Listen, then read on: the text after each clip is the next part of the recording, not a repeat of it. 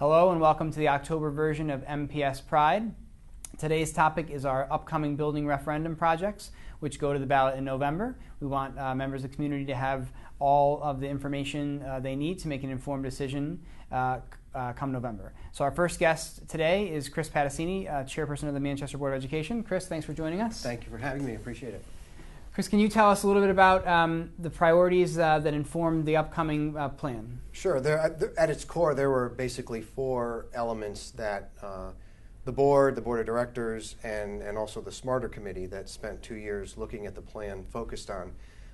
First, obviously, is the condition of the buildings and the need to bring those buildings up to date in terms of security, lighting, ventilation, to make them be appropriate places for learning, as well as to implement technology and allow that technology to be used within the buildings. So that I think is sort of the impetus of why we're here today. And as people know that have been in the schools, know that the schools are in varying states of that. We certainly finished Highland Park recently as a great example of what a modern school would look like and the capabilities that are available in that building.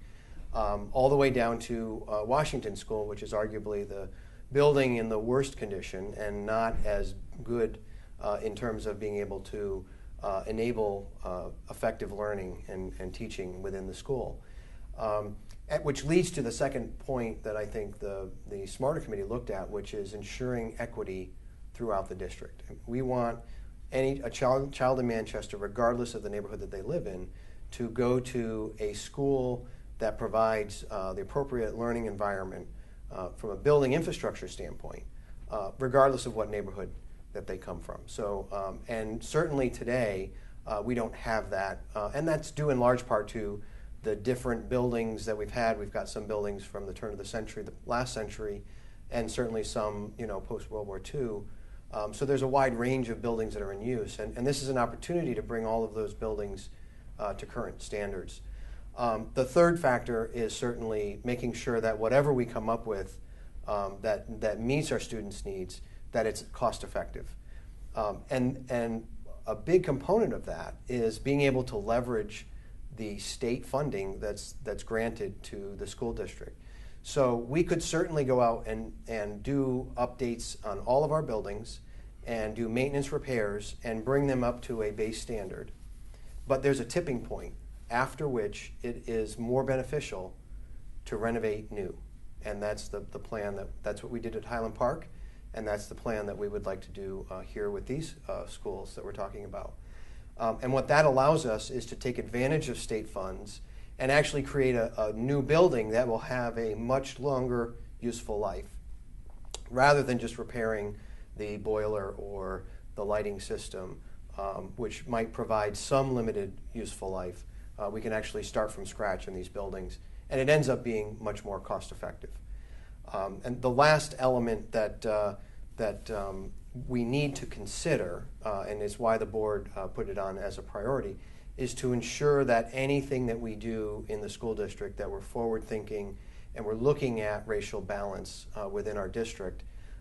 And that's primarily because, certainly it's the right thing to do, but also we're under state mandate to do that. So regardless of what we do in terms of a building plan, we have to always ensure that our schools are racially balanced. And so as part of this plan, in the planning that went into it, we had to make sure that anything we do and any reconfiguration we do, we have to ensure that the schools remain racially balanced, because that's state law. Okay, and would you mind, just for the viewers at home, reviewing the actual plan, what's involved in this plan, and then could you tell us how maybe this plan differs from previous plans? Sure. So this plan was developed over a number of years, first with the Smarter Committee, and the Smarter Committee was a combination of members of the Board of Directors, Board of Education. It was a great opportunity to bring all of the leaders in town together and get behind and support and understand what we needed to do with our schools. We also involved members of the community. So it was a very long, thoughtful process. It took 2 years for us to develop a plan to bring forward. And I think, the plan is in itself is constructing a 5-6 school at Bennett Academy by leveraging the existing Cheney building that we have that is vacant, which I think is something that the community wants to do, is to repurpose that building. And that creates needed space in the elementary schools, and that needed space is really around right now swing space. So it allows us to put kids into that building and then start a thoughtful process going through and renovating each of the elementary schools and be able to remove the kids from each of the schools. And so the second phase of this first referendum question is to renovate like new Verplank and Waddell for 530 students each, and those are slightly larger than we currently have, but that will help us as the district grows further. It will provide additional space, and it will also allow us to close Washington and ultimately Robertson. But we're going to use Robertson as swing space after the first year, probably through the next project into phase 2 when we start to look at some of the other elementary schools. And I understand that this, I mean, when you step back and look at this plan, it's a fairly sophisticated plan. It's well thought out. There's a lot of complexity. There's a lot of issues that we've had to deal with to come up with a solution. And we wanted one that would be cost effective, that met our needs, and that also met state requirements and federal requirements. And so when you look at the plan, it I think does a great job of addressing all of those items, ensuring that it's cost effective, and making sure ultimately that we have school buildings that we need in Manchester for the students. Now, what sets it apart from other things that we've done in the past, the first, in sort of our generation, the first attempt at this was back in 1998. And that's when I actually got involved in politics because I had come to town. My kids were entering kindergarten at the time, and I was concerned about the condition of the buildings, as were many other people were at that time. And so a plan was developed based on the needs of what needed to be repaired. And so a $110 million plan to renovate all the elementary schools was put on the ballot, and that ultimately failed. We understand that that was a large number back then, and the community understood that that's not something we would support. So we moved to, since that time, we've moved to a more incremental approach, which also has not worked as well as we would have liked. While we did, what we have to show for it today is Highland Park. And so we are now 15, 16 years later, and we have one elementary school done, and we've got 8 more to go. And so that's certainly not a solution. And I think the community understood that we would need a well thought out plan, and that's why we took a couple of years to develop the plan that we have to make sure that's in fact what we need. And so from that standpoint, I think it really is different from what we've been doing in the past. And I'm excited about the opportunity to get this to the voters, and hope that they will certainly support it. I think it's something that our community desperately needs. Well, thank you. I appreciate the time today. Great. Glad you Thank came you on very as a much. guest. Very good. Have a good day. You too.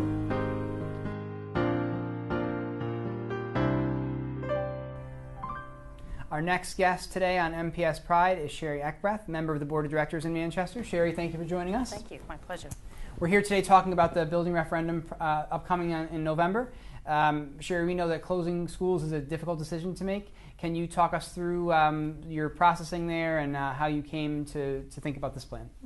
Well, I was part of the Smarter Committee that sat for nearly 2 years, learning all kinds of information about the requirements involved for our school, about how reimbursement works, about the needs within our community.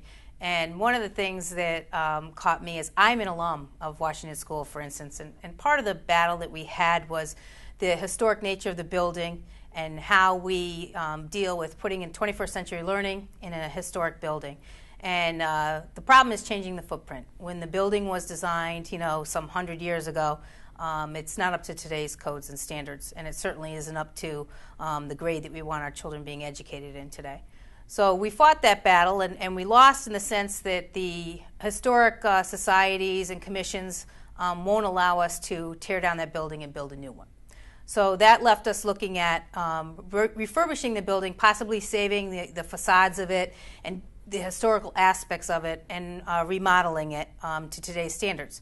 And that led us to an $8 million increase, bill, which would have been higher, $8 million more than building a new school. And under Connecticut guidelines for reimbursement, we wouldn't qualify for reimbursement under that. They're obviously not going to pay $8 million more than a new school. And when you talk to people in the community about that, they don't quite understand what that means. And they say, well, just pay for it. We'll pay the extra money. We could pay the extra money. We'd have to pay all the money because we don't qualify for reimbursement. And if we look at those numbers, that would mean that Washington School, to renovate that on our own, would compromise the entire cost of renovating the elementary schools and the 5th and 6th Academy that are currently on the referendum. So you're talking about 30-some-odd million versus 40 million to do really half of our elementary school system. So it's a substantial number, and I don't think, doing the finances in this town for nearly a decade, I don't see that our community can afford to renovate schools at that level. And I'm an alum. I'm an alum of Washington School. It's where I started my education. I grew up on High Street, right around the corner from it. I then moved down the street to Park Street. So I've always been a West Sider. And ironically, I now live on West Center, and I'm in the Verplanck School District. So I'm trapped in the middle of the decision that's going on. And I have a 2-year-old who's about to be 3.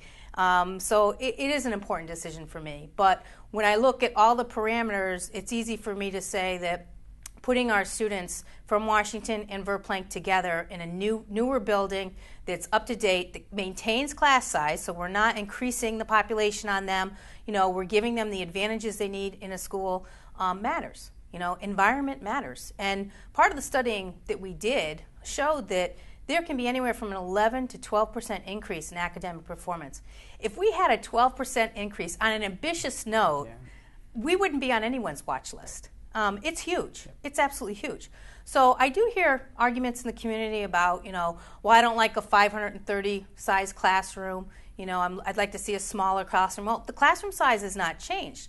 The class enrollment is what is increased. And it's hard to get that message across to people. But at the end of the day, I wouldn't put forward a plan that I truly didn't believe in my heart was the best for our students and for our taxpayers and for our future in the town of Manchester. There's no doubt in my mind that that's the direction we should be going in. Thanks. Tell us, so you talked a little bit about the increased cost at Washington. This project, phase 1 of the project, would cost the taxpayers approximately $37 million, which is a hefty investment for them. Yep. Tell us about your thinking on that, how you arrived at that, and a little bit about why this plan makes sense financially. Well, there's a history in Manchester of trying to do an all-schools plan that was done more than a decade and a half ago that failed.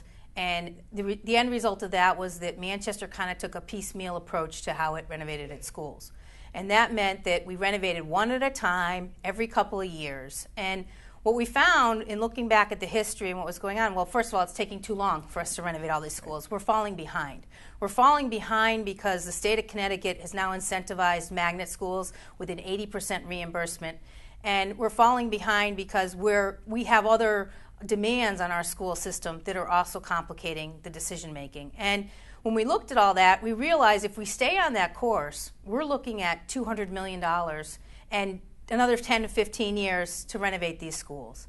And it just doesn't make sense. It doesn't make sense for a taxpayer. It doesn't make sense for a student. It doesn't make sense for a parent. And so when we look at that, we say, okay, how can we satisfy all the requirements that we have with today's demands from the federal government to the state government to the local government, and at the same time, something that the community can afford and something that's going to be beneficial for our students. Because at the end of the day, wherever they end up also controls where we end up. And so in that process, it was very easily determined that we have to look at maximizing state reimbursement, but we have to do it in a way that appreciates what happens in the education environment. And that was always cognizant.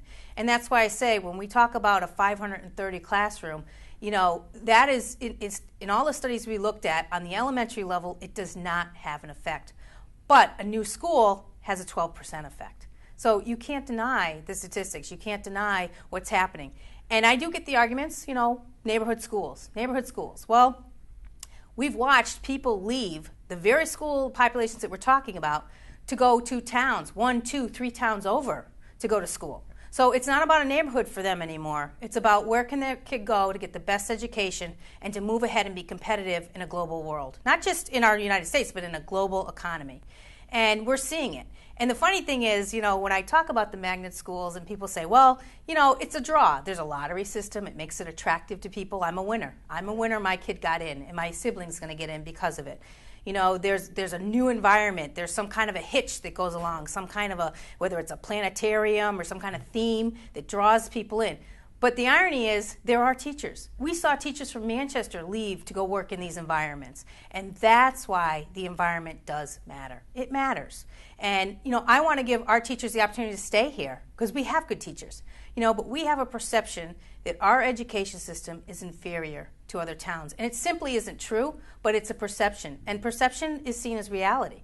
And how do we get past that? We get past that by moving them into these newer environments, making it so we can have circle classroom learning. If I were to renovate Washington School the way it is now, put some new paint on it, clean it up, we have advocates in the community that want that. Just clean it up. Who cares? We studied in one classroom when we were younger. We're in a different world today.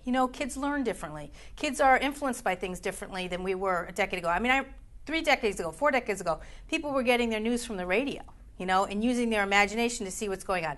We're in a visual world now. It's iPods and iPads and TV and movies, and they're influenced on many, many different levels. And that affects them, how they learn in the classroom. Their home environments affect how they learn in the classroom. There's a lot of stress and a lot of competing issues. And so when I look at all of those dynamics, and we looked at them for 2 years in this study group, it was very easy for us to see that these environments matter. And we're competing, like I said, we're competing with 80% that magnet schools are getting. We're fighting for 50 to 65%. So we're trying to make it affordable, but we want to compete. We've created a 2-tier public school system with some of these magnets going on, but we want them to stay here and be educated here and even retire here, get their jobs here. And so that's the central goal that we have. And we're hoping in November that our community can come around and see that this really is a plan that puts our schools on a level playing field. And it's been a long time since we've been there. We've won state championships for all kinds of things, robotics, mathematics. We're in the loop, but we don't get the credit for it because our facilities look ancient. They look run down, and the footprints of them are too small. The classroom size is too small. There's not enough space. We're not giving our teachers the tools they need. They've got the education. They're taking it to magnet schools. We're not giving them the environments they need to make our children thrive. So it's critically important that we get support behind this referendum and that people start to understand all the complexities involved with it. And, of course, starting with their pocketbook, and understanding that, this is a route that we can take full advantage of reimbursement and end up with kids in the classroom that are properly learning in a 21st century environment.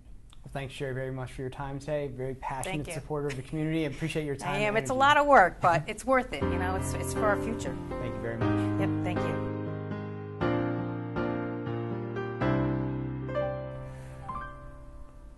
Our next guest on today's edition of MPS Pride is Mike Crockett, member of the Manchester Board of Education, also the chairperson of the Smarter Committee. Mr. Crockett, thank you for coming on today. Thank you for having me. Good to see you again. Good to see you too. So today's episode is on the upcoming building renovation project. We know a lot of work went into that through the Smarter Committee, and you did some fine leadership of that committee. Well, Can you take us through the process, what the committee discussed, those kinds of things? Sure. I'll give you a little back information on this. Smarter Committee started a couple of years ago. It was an idea that a bunch of us had that we needed a master plan, much like the town has, to guide the futures. There's no argument our buildings need repair. They've been neglected. I'm not going to point any fingers, but we have to fix them. So after much to do, we came up with the Smarter Committee, which was comprised of 4 members of the Board of Education, 4 members of the Board of Directors, 4 members from the public, and 1 member from the building committee. There were 13 people there. Our plan was to come up with a plan. And we met for 20 months, 2.5 times a month.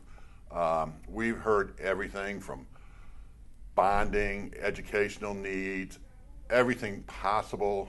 Correct was in there, just looking at all the options and things that we could do, trying to make the best educational plan with the best amount of money that we could afford from the town, because we wanted to make it pass, so we had to make it, economically feasible. And as a result, this is what we came up with, and I'm sure we've explained it already. If not, we can go into detail. And it was a lot of hours, a lot of work, as I said, and it's very tough. You know how tough it is to get 4 people to come to consensus. We had 13, and we probably have 11 or 12 on board with what we came up with. And I think we did a good job. It was difficult, but I hope the public will support it. And if you have any questions on what we did, go ahead and fire away. But we did so much, I probably forgot half of it already. That would be great. So talk us through ultimately the decision, I think, to go from 9 elementary schools to 7. Talk us through, and I know there's been a lot of discussion around which schools, which is clearly important, and talk us through the why from 9 to 7. Well, the reason we went there is we felt that we really didn't need 9. Okay. We had educational support that it doesn't matter if we have 200, 300, 400, 500 kids in the school. Ideally, everybody said we want a neighborhood school, and I said, great, we need 300 schools because every street is a neighborhood. So what we tried to do is to get the schools, that best suited to handle the populations, needing the least amount of repairs, and with that in mind, tried to racial balance, which is very important. All these other factors came in. As far as what schools it was, I really didn't care which ones they were. In fact, the initial plans called for Waddell. Well, we found out that it wasn't going to work, and that's okay. I know I went in there looking with a plan to have 4 schools, north, south, east, and west. Well, that didn't, as usual, my ideas don't go over too big. But we did come up to a consensus that we can save, not a lot of money is saved, as you're probably hearing the show, by closing schools, but there are some expenses. Mm-hmm. There's some efficiencies. We don't have to pay to maintain the buildings. Granted, the town picks it up, but the Board of Ed doesn't. And we can find other uses. That's the town's job to do, and they will do it. And basically, that's why we did it. We thought that the kids would get a quality education. They're going to have 21st century buildings to go with a 21st century education. And on a personal side, I grew up in the 50s and the 60s. In Manchester, all the schools were relatively brand new, built in the 50s and the 60s. The oldest school was, built, or 67 was the youngest school. We had great schools. And now 45 years later, we haven't done anything. And I feel that we owe it to the future generations to provide quality buildings for quality education, much like our parents and grandparents did for us. And I think it's time that we have to step up to the plate. And I think this is a plan that is viable that will do that. Well, thank you for joining us today, Mr. Kroc. We appreciate you coming on. We also appreciate all the work you did as part of the Smarter Committee. Oh, well, thank you, and good luck as superintendent. Thank you very much. All right, thank you.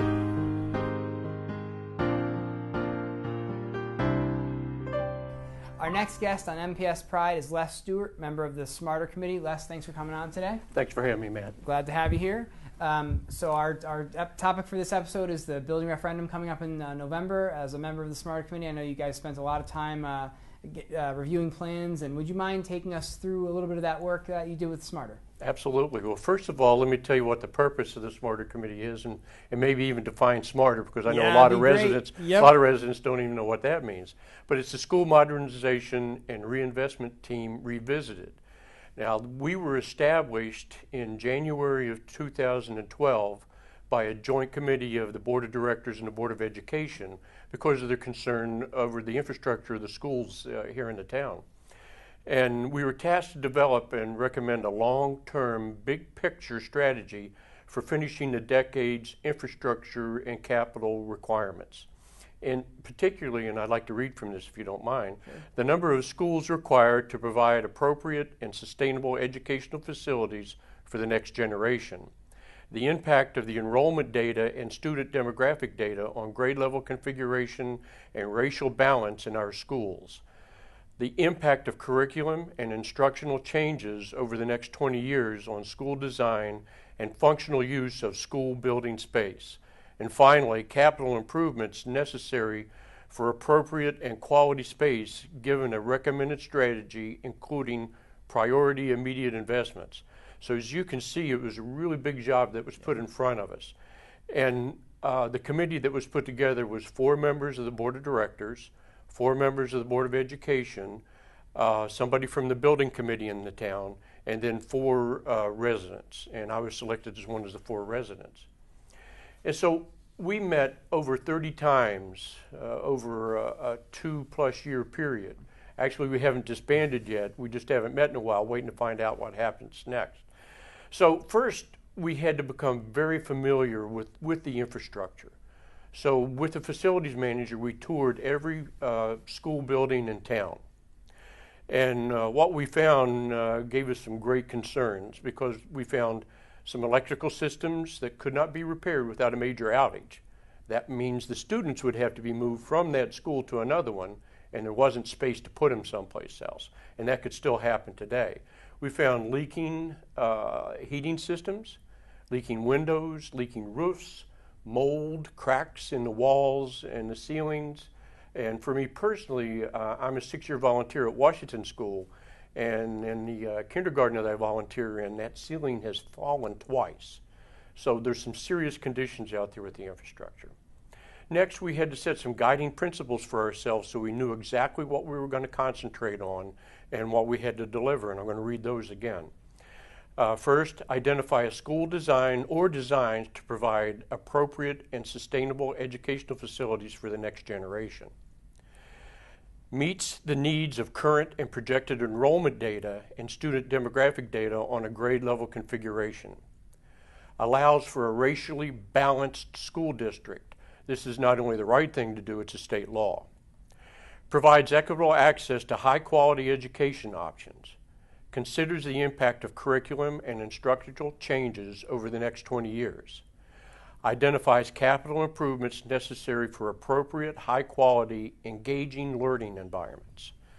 Demonstrates long-term fiscal responsibility with consideration given to cost-sharing and education legislations. And this has to do with the reimbursement that's available from the state. Now, these principles gave us focus on what we needed to accomplish. It was still a very daunting task, so we had to do a lot of research. And so we used internal and external experts to provide us information on state law, best practices, demographics, and how other towns in the states have met this responsibility. First, we took a look at demographics. What are the birth rates in town? What are the minorities? We looked at free and reduced lunches to find out where the poorer sections of town are and what we needed to do for them. The turnover rate in population and areas of growth. Following that, we also took a look at the use of magnet schools, because we thought that at one time that we were going to recommend a magnet school to come to town. However, the state kind of cut that off from us.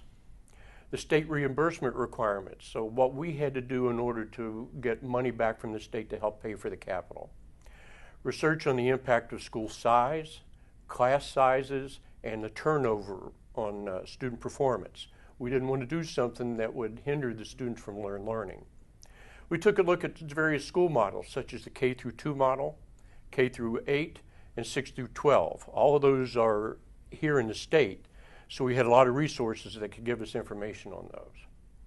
We asked our school facilities manager to develop a list of critical school repairs, because not only did we have to take care of what are we going to do for the future, but how are we going to take care of our buildings right now that the students are in. We developed a financial analysis to determine the best state reimbursement rate for for the school size.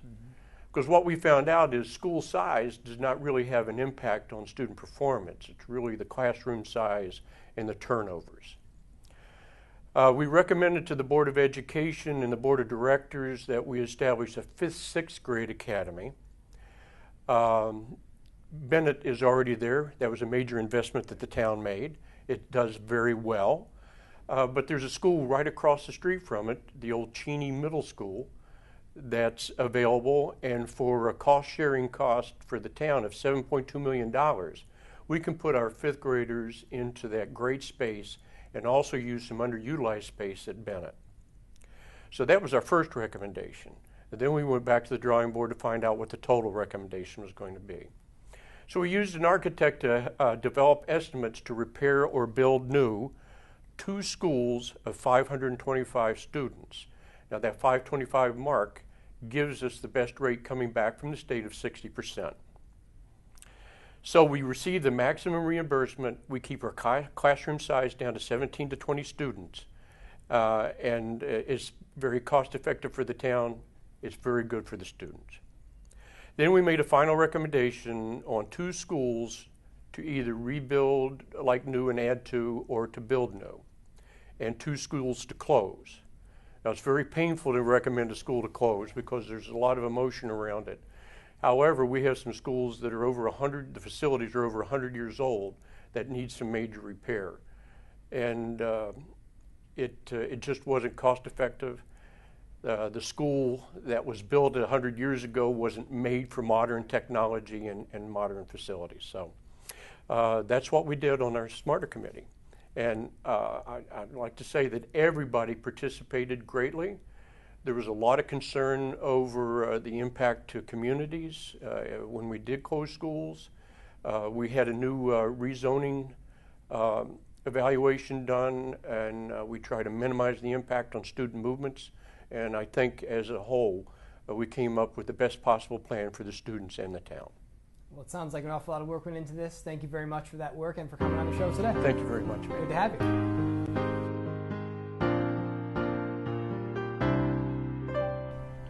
Our next guest today on MPS Pride is Mary Jane Pasta, member of the Manchester Board of Education. Mary Jane, thank you for joining us today. Thank you. Welcome to the show. So our topic today is around the building referendum project coming up in November, and I wanted to ask you a few questions, get some thoughts from you on the project. Our first question is, so closing schools, and we plan to close 2 elementary schools, Washington Elementary School and Robertson Elementary School, is not an easy decision. Could you talk to us a little bit about how you, as a Board of Ed member, arrived at the decision to support that? Yeah, thank you, Mr. Gary. I'd be happy to do that. When I came on the board this past December, in November, it was just about in December that Smarter, this Manchester Reinvestment and Modernizing of Schools Committee, presented to the board 4 plans that they had for really focusing in on how to make our schools 21st century ready. So really the first thing that I did, because this is an incredibly important decision for Manchester, and so sitting on the Board of Ed, I took this incredibly seriously, that I couldn't make a decision lightly. So I began by visiting the schools in question. And I have to say, I was shocked, absolutely appalled and embarrassed that we would have children in Manchester attending some of those schools that we are considering closing. Now, I want to make that clear. I'm not talking about individual classrooms where teachers have truly made lemonade out of lemons and done the very best in making a learning environment for their students. But I'm talking about the facilities as a whole, with having things such as computer labs and the infrastructure needed for technology, for having science labs, for having art rooms and music rooms that are really appropriate spaces for the work that those core disciplines need to have. So after I made my visit, I then began the work with the board of analyzing the 4 plans that Smarter put forward. And actually with the board we tweaked those and came up with, I believe, 7 plans. But my personal lens, and I think I speak for my colleagues on the board as well, really was about the students and what would really be very best to make this best for our children. And so for me, that became the heart and soul of the plan. So with that in mind, I started to look at all the component pieces of the plans that Smarter had mentioned. And one of the first areas that I looked at was around racial balancing. And with racial balancing, as I understand it, it's a state mandate, of course, and if we do not adopt the Smarter plan, then that throws us into a cycle of having to redistrict children. So you say to yourself, okay, but then put that in a slightly larger context. So that means taking, because it would impact certainly Washington and Robertson and others, but taking I guess it's upwards of 1/3 of Washington's students and parceling them out to different schools where they become, it's always hard to integrate in that fashion, let's be honest. And so if you juxtapose that with this new plan, where you would have two school communities coming together under one roof. You no longer have the issues around racial balance, and you are able to develop a strong community under one roof. And I thought that was incredibly important. I also thought about the magnet schools and how many students that we have throughout the district who leave Manchester and go to magnet schools. And we are paying well over $1 million, I think upwards of $2 million a year in tuition to send students out to other facilities. And when you ask parents why, it is around facilities. It's also around the academic rigor.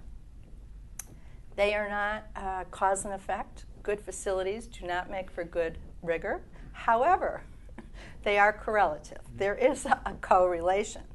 You can't have great scientists if you don't have a science lab, etc. So the new facilities project would allow us to have those kinds of spaces and opportunities where you don't have art on a cart, but that you have the full continuum of what an art experience should be with students. So I looked at all those things.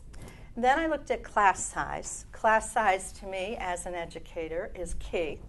Not numbers of students in a building, but class size. And our class size is going to remain 17 to 22. Teachers have been concerned about their inability to perhaps collaborate, but we've already discussed that, and that the teachers will still have that opportunity to get together and collaborate. And really, if you put it into perspective, we have elementary schools that are now over 450. So 520 is not a huge stretch from that. And I have to say, I've worked in a K-2 building with 750 students, and it ran smoothly. It's about the teacher in the classroom and what goes on there. So I looked at all of those, and then you come to years of completion. And with this particular plan that we've put forth, it's a 7-year time to have all of our schools up and ready, 21st century like. As opposed to if we were to redo one school per year, I think it's upwards of 17 to 20 years. And then finally, cost effectiveness. When you look at all the plans, this plan is by far the most cost effective plan. So I put all those things together, and you think to yourself, is this a perfect plan? Probably not. I don't know that there's a perfect plan, because you're always going to have someone who's not happy.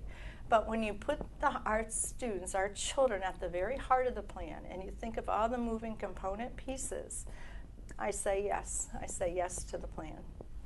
So the last thing you talked about was cost effectiveness. Oh. And so $37 million, which would be the cost to the taxpayers, is a lot of money, although a cost-effective approach.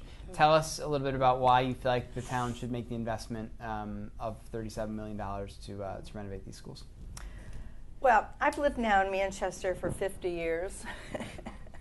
And, it is the city of village charm. We offer our residents so many wonderful, wonderful services. Parks and recs, the open spaces, all that goes on in the senior center, garbage pickup, all of which are included in your taxes. But yes, our taxes are high. However, the number one reason families choose to stay in Manchester or move out of Manchester is about schools. And so really, this is a tax investment in our schools. Number one, as I said earlier, it's about the children, and that we want to provide them with the world-class education, but you can't be short-sighted. That greatly impacts our real estate values and our ability to have families move in, and our ability to keep families from moving out or going off to magnet schools. We need to remain competitive. Well, thank you very much for joining us this morning. I appreciate the time. Good to see you. Thanks so much for having me. Thank you.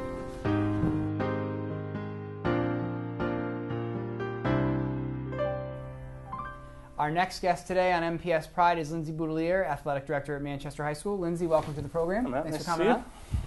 Lindsay, would you talk to us a little bit about the current condition of the high school track? The track was put in 2003, and when they put it in, they recommended it get resurfaced 7 years later. So we're past that time. And this track, they recommended 7 years because this track gets high use. It's used in the morning from the public. Our teams, our classes use it in the afternoon, and then our teams after that, and then the public is back on it. So it's used quite a bit. Couple problems we're seeing, immediate problems, are in the runways of our jumping pits. The turf or the surface is down to the concrete, and we've had to repair small patches, which is, you wouldn't believe how expensive it is to repair a 6x6 inch hole, but it is. Unfortunately, fortunately, Manchester was a great site for state track meets, and we've hosted over 10 state track meets. Currently, we can't do that because our track is not suitable for that type of competition. So I guess it's due for some attention. I guess that's how we could leave it. Okay, thank you. As part of our upcoming building referendum project, the resurfacing of the track is in the project, as is synthetic turf field for the football field. Could you talk to us about sort of if we were able to see a turf field out there, what kinds of uses we might see for the turf field, both for the school and for the community? Well, the location of that field is just perfect. It's in the center of town. We have ample parking, and the bleachers are nice. We have a press box, great sound system, and we get 25 uses from that field currently a year. The grass is in nice shape now, and it looks very nice from the road. In 2 weeks, it won't look like that. The weeds kind of tend to die off, and then the use from the soccer teams and the football team will really damage that field. So currently, our football team plays 5 home games there. Our girls varsity soccer plays 10 home games, and our boys varsity soccer plays another 10 home games. Our JV teams do not play there. Our freshman teams do not play there. Any of the youth soccer, any of the youth football, they never get to step on the field. So the perfect location only houses, we're only able to compete on there 25 times a year. Now, if we had a synthetic field, I would see it very similar to the pool at the high school, where the pool is used by the public in the morning. The pool is used by the school in the afternoon for the swim team. Following that is the swim club comes in and uses it, and then the public is back in there. So it's constantly used, and I would see the field as the same idea, where we would have youth soccer, youth football. In the spring, the baseballs and softball programs out there. We have the lights, which would extend the day for all these sports. It would just be, I think for the town, it would be just an outstanding, and with that, all of our other fields that are getting this heavy use are all grass fields, and they get damaged. I mean, Mountain Ebo, Hillstown Field, they're getting heavy use, and the upkeep on grass fields is considerable. One more question. Part of the referendum includes refurbishing of the high school lockers. We know that there was a NEASC visit. NEASC is our accrediting agency about 6 years ago, and one of the recommendations was to refurbish the locker rooms. Just talk a little bit about the current conditions of the high school locker rooms. They are where I'd say the track is tired. Right. The locker rooms are beyond tired. They are in a very sad state, and I'd hate to use the word, but we have a lot of teams come in, and that's where they change and have their halftime, and it's somewhat embarrassing. I go in there before to make sure it's as cleaned up as it can be, but there's only so much that the building workers can do to get that up to presentable. It's in tough shape. Yeah. Okay. Well, thank you very much, Lindsay, for taking the time to come on. We appreciate the information. Thanks. Thank you.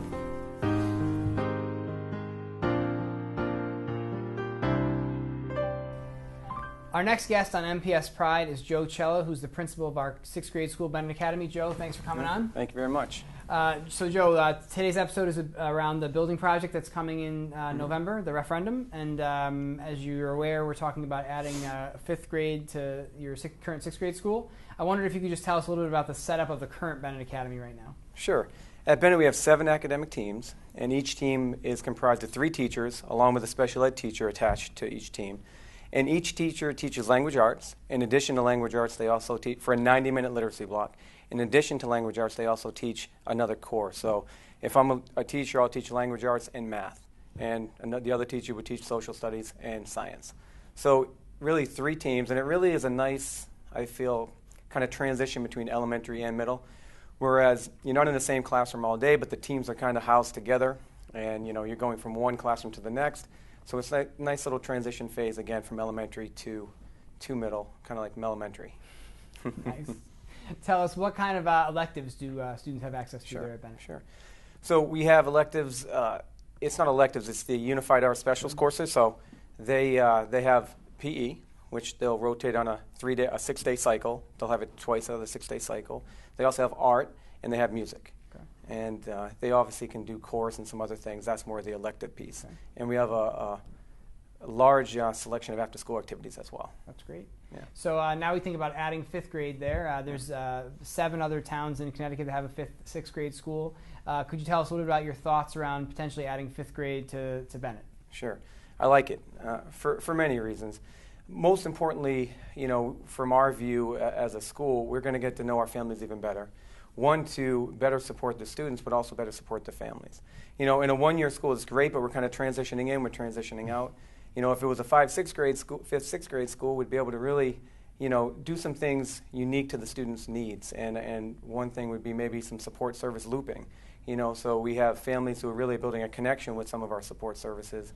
And it's not just a 1 year and let's kind of share as best we can. Moving on to the middle school, we got to build those relationships and support kids. So I think it'd be a great thing. I think for students, it would be really have a sense of this is our school, this is my home for not 1 year but 2. Because really, 1 year is nice and there's a lot of unique things to it. But really, we're transitioning and transitioning out, and this will give them a little more of a sustained experience and and better relationship building and support.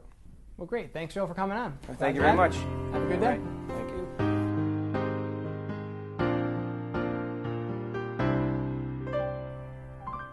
Our next guest on MPS Pride today is Diane Sheehan Burns, the principal of Highland Park Elementary School. Diane, welcome. Thank you for joining us. Welcome. Thank you. So, Diane, our episode today is on the building referendum that's coming up in November. And as the principal of Manchester's newest school, we thought it would be interesting to hear your perspective. Tell us a little bit about the learning environment at Highland Park School. Sure. Highland, 3 years into the new construction, it is bright. It is very inclusive. And it's a happy environment, and you notice that you walk down the halls. You have the architects decided to put very primary squares laid in the elementary wing, which is kind of funny because sometimes when you watch, it's like watching popcorn. But it's very, very bright. And then the construction in the classrooms in terms of the classroom design, classrooms are very airy, very open. They moved towards triangular desk configurations. So it lends itself to some really unique small group pairings at times. Teachers have that flexibility of interchanging desks and groups. So, the learning environment is a positive one, and we've had folks that have moved into the district. One family in particular came in from Florida, and they came in for a tour, and they couldn't get over the brightness of the school, and that's often what I'll hear from new families coming into the district, that it's very bright. So we've had a lot of positive feedback from students, staff, kids. It's very bright. They love it. That's great. Tell us, are there any sort of special features that come with the new building? I know I've been in your library. It's quite nice. Give us any special features that are included in the design of the school. So included in the design of the school that are unique to Highland is all of the technology. So you have smart boards in every room. You have sound fields put up in the intermediate wing, so the teachers just, they have their wireless mic, and it's just takes out all that white noise, so that kids are super targeted in listening to the presentations or whatever it is that they may be engaged with. Yes, the library is obviously our highlight. When you drive down Porter Street, you can't help but notice it's beautiful. It's big, it's airy, it's glassed. It's very, very nice. But also exclusive to the new construction are the Unified Arts. The music room was acoustically designed for music instruction. The art room is almost a double-sized classroom because we have 2 kilns, so they have a lot of area for a lot of creative construction that you're not going to get with art on a cart. Right. And then, of course, our gym has technology as well, and it's just it's a beautiful open area for the gym teacher. And trying to think, we have our cafeteria. It was also designed to hold the acoustics of large, groups at a time, and very open, very airy. We have a science lab that's specific to the new design, and the science lab is where really a lot of that STEAM-based inquiry learning takes place. So teachers have utilized that space, and every year we seem to be getting a little bit better with the utilization. And currently we're bringing on a pilot because we're afforded that opportunity in the space to teach those standards on an inquiry-based platform. And Highland has, and we also have new construction where the bus loop is exclusive to Ferguson Street, and that was a huge benefit, not only safety but organizational-wise, for kids to come in, and they come in on a different wing. And so you just get this sense, because of almost the ergonomic design of the building, of a very happy, safe place to kind of, take care of the business of learning and teaching kids. That's great. Well, thank you for coming on and sharing some of that information about us. It sounds like a great learning environment at Highland Park. Thank you very much. Thanks. All right.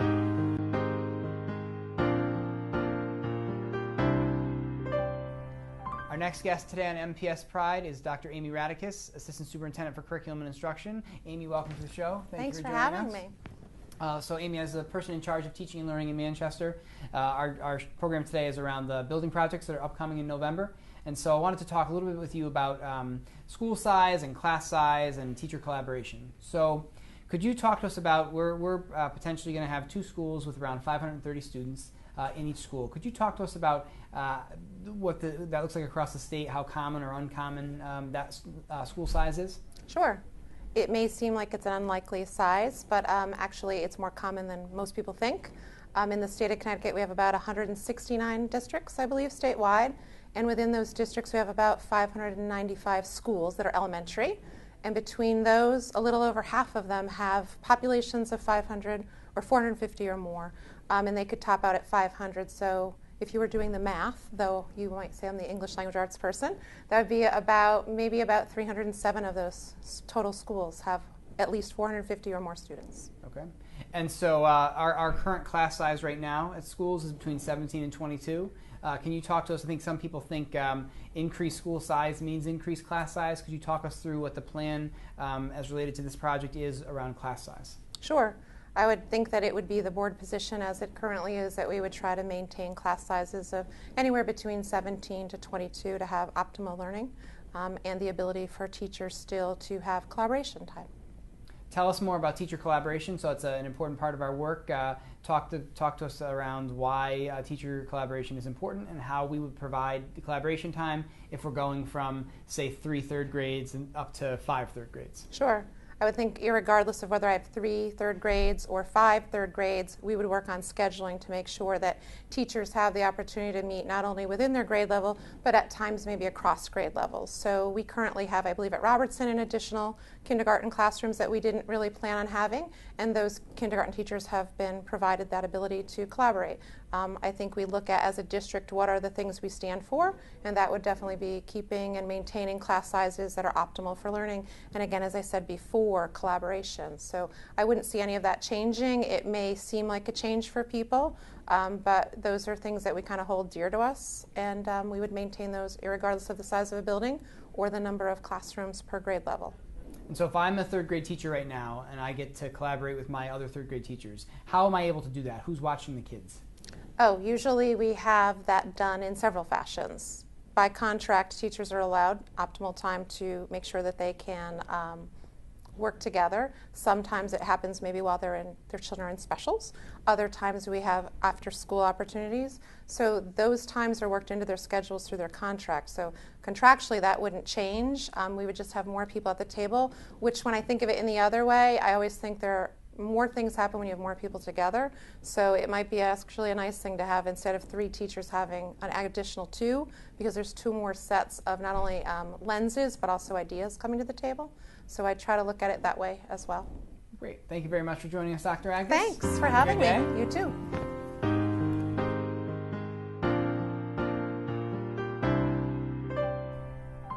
Our next guest on MPS Pride is Pat Brooks, Assistant to the Superintendent for Finance and Management. Pat, thank you for coming on today. Thank you, Mr. Gary. Pat, we have our episode today is all around the building project that's coming up in November, and wondered if you would tell us a little bit about enrollment projections for the public schools over the next 10 years. As you know, Mr. Gary, Manchester Public Schools did an enrollment projection, hired the Malone McBroom firm to do an enrollment projection till 2025, or for the next 10 years. And it appears that the population enrollment will be going up to approximately 200 students in the next 10 years. Wow. And so fair to say we maybe need some additional space in these buildings. To talk to us about across our district, do we have any extra space right now? Right now we're full. In fact, we're looking at probably having to put portables in again at schools where we were able to eliminate them. We do not have any additional room. With the projects, we will gain that room, even though we will be probably eliminating 2 of the current elementary schools. And so this plan also requires racial balance, and there's some state reimbursement issues involved. You're the person in charge of finance and management. Can you talk to us about racial balance and about reimbursement? Well, racial balance by law we have to do within Manchester, as any school district in Connecticut. And to maximize our reimbursement, we must comply with the racial imbalance in the district. Having larger schools and drawing from the neighborhoods around those schools and from the closed schools will make sure that we are in racial balance. Very good. Well, thank you for joining us today, Mrs. Brooks. Always a pleasure. Thank you. All right.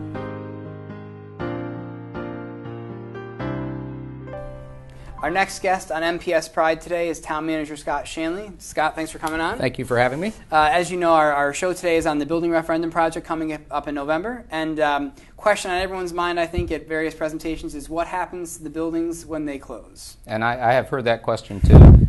We have a pretty long history of dealing with closed school buildings here in Manchester. I mean, if you look at the Senior Center, that used to be a school. The Lincoln Center, which is office building now for town government, used to be a school. The Lutz Children's Museum is in what used to be the South School. We had the school on Hollister that we took down in order to put up the new preschool, the Head Start program. So we have a pretty long history of finding appropriate uses. The Cheney building, which is vacant now next to Bennett, the plan for that is obvious for the 5-6 academy, and that will bring that building back into full use and renovation.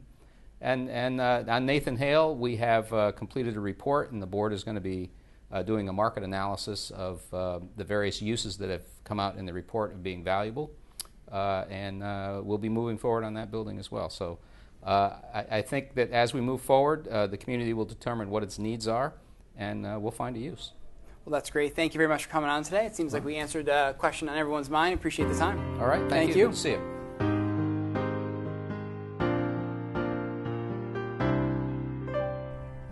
Thank you for joining us on this October episode of MPS Pride. Should you wish to get more information about the Building Referendum Project, you can do so at our website, www.mpspride.org, under MPS 2025. Thank you again for joining us.